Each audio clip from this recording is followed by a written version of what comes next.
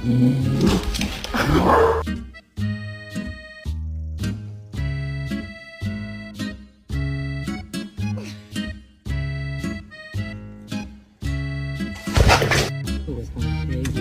would you hop out the window like that?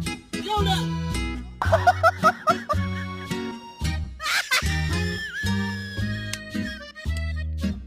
Randy, let her give me a kiss.